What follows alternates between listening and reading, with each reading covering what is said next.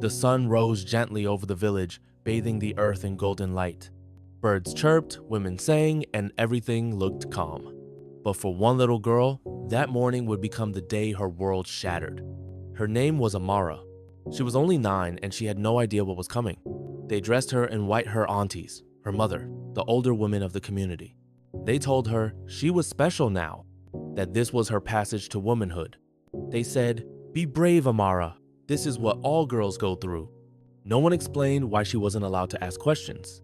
No one warned her that pain was coming pain she would carry for the rest of her life. They took her behind a hut, away from the dancing, away from the songs. There was no doctor, no gloves, no anesthesia, only a woman holding a rusted blade and others pinning Amara to the ground. The moment the knife touched her skin, Amara let out a scream so loud it pierced the heavens. But the earth remained silent. Blood, tears, trembling hands. They told her it was over. But what really ended that day was her innocence. For days, she couldn't walk, couldn't sit, could barely speak.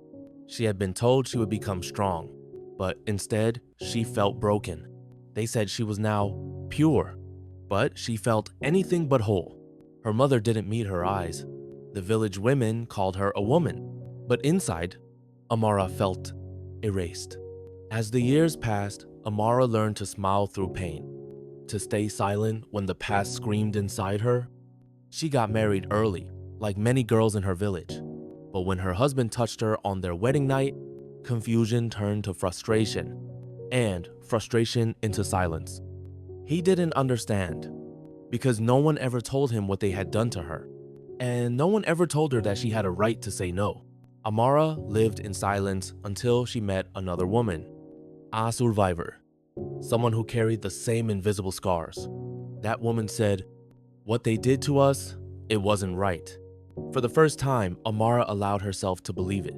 She wasn't dirty. She wasn't cursed.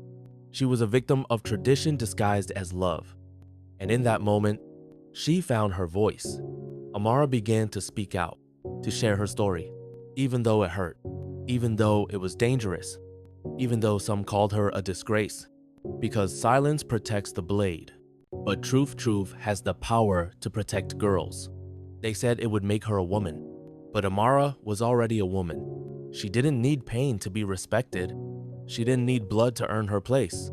They tried to cut her into silence, but she rose with a voice sharper than any blade. And today, she speaks not just for herself, but for the millions still unheard. Every girl and woman has the right to be protected from this harmful practice. Female genital mutilation is not tradition, it is violence, and society must not remain silent. No girl should ever have to bleed to be accepted. No girl should suffer pain in the name of being called pure.